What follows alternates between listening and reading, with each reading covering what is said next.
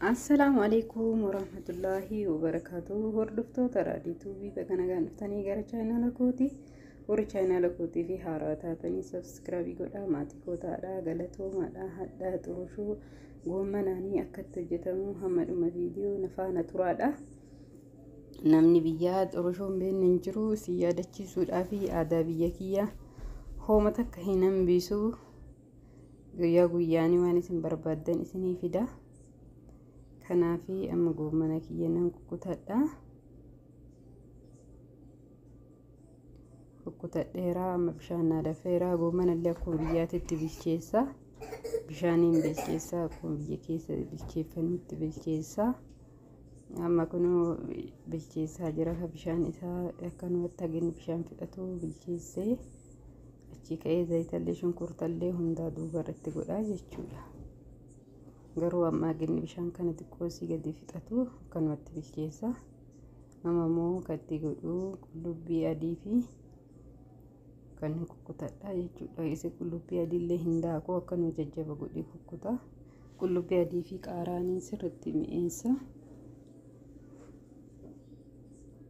Amma kun immoo baaroo shunkurtaa yookaan alaangalleedha. Amma dinnicha kukkutadha. Dinnicha immoo diizaayinitti baasee yoonni irraa mummurii akkasii bareechiseetiin yoonni godha. Irraa boca. Maaliif hin bututullee yoonni jedhullee jechuudha. Sirriitti illee bilchaate hin caccabu. Caabiin isaa haphiin kun yoo caccabeetiin foolii isaa kan goomanaa kan ijoolleen balleessaniifi akkana hooguun baay'ee bareeda jechuudha. Goomana wajjin hojjennu akkana irraa bocnee jenne nan ta'u jechuudha.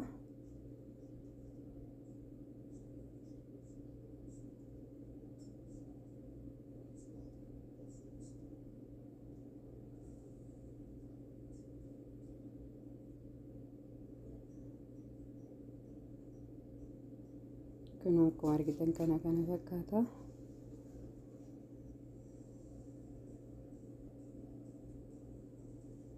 Amma qaaraa kiyya qaaraallee kukkutadheera. Amma immoo bishaan ho'ee fi soogiddaanii mixiqaa garbuudha kan hojjedhuuni. Xurushuu hojjedhuun garbuuni.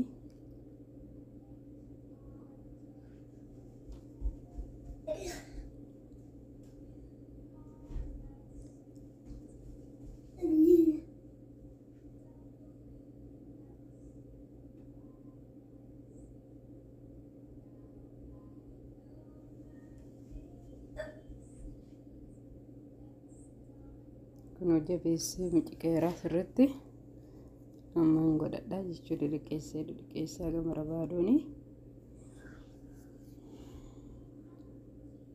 harkuma irra godha. Inni raaffanne yeroo dheeraadha garuu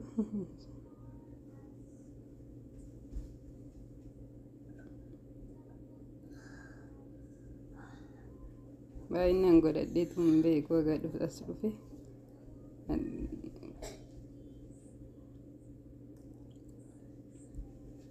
Gaafa wayii godhadhee natti tole jennaan maaliif isinillee hin qoonne jedheeti.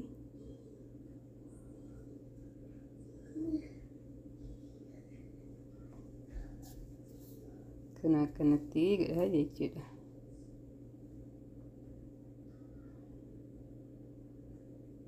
Waggaa dheeraadhaan hin raaffanne ilaalan malee akkasitti akka godhan biyyatti jechuudha.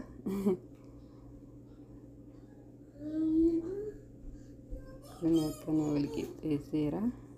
Amma goommanni kiyyallee bishaan fixataa jira. Amma zayitiitti godhadha.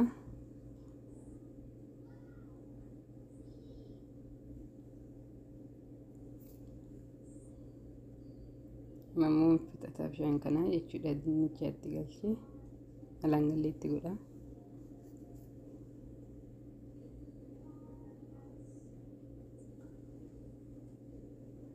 Baay'ee mi'eessitii alaangallee shunkurtoota kaawwaniin hojjechuudha. Akkanatti baaroo kan alaangallee kanaan hojjenne baay'ee goommanni keenya baay'ee bareedaa ta'a. amma immoo dinnicha kootti godhadhe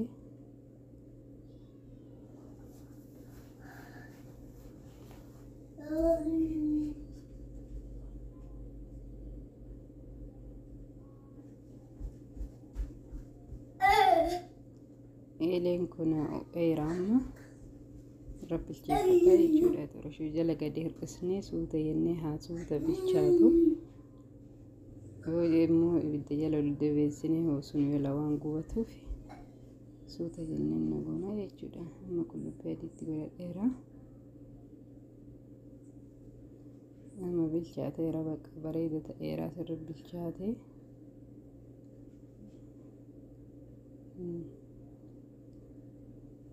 Xoroshoon kiyyallee bilchaataa jira suutuma jedhee bishaan fixateera.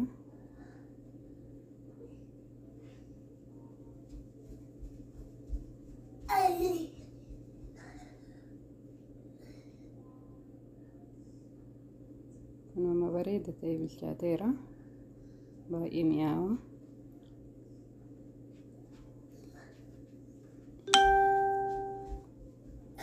Kana fakkaataa kun amma akkanatti bareeda ta'ee baafannee jirra. Baay'ee bareeda, baay'ee mi'aawaa. Akka jaalattan abdiin qaba. Baay'ee namatti tola. Mi'aawa hojjetadhaadha. Nyaata biyya keenyaa akka hin irraanfannee kalaa qofa nyaachuun hin barbaachisu. Garbuun orgaanikiidha. Garbuu kana hojjetanne baay'ee gaariidha. Ni mi'aawallee akka jaalattan abdiin qaba. Akka yaaltanis abdiin qaba. Yaalaadha. Akkanatti aannan itittuunis aannaniinis akkanatti isa qofa nyaannis baay'ee bareedaadha. Odoo goommanallee ittiin godhin akkana kun xoroshoo waaw baay'ee mi'aayaa dhugaa isiniin jedha. Akka malee mi'aayaa. Yoo jaalattanii laayikii godhaa, sheerii godhaa, walaa jajjabeessinuu. Viidiyoo biraatiin hamma deebi'utti nagaatti naa turaadha. Leemmaniidha, leemman juusiidha. Garuu aannaniin yoo ta'e baay'ee bareedaadha. Ani leemman waan barbaadeef malee aannaniidhaan akka biyyaatti hoo nyaanne jechuudhaafi hundi keessanuu nagaan naa turaa. Viidiyoo biraatiin hamma walitti deebinutti nagaatti naa turaa. Baay'ee.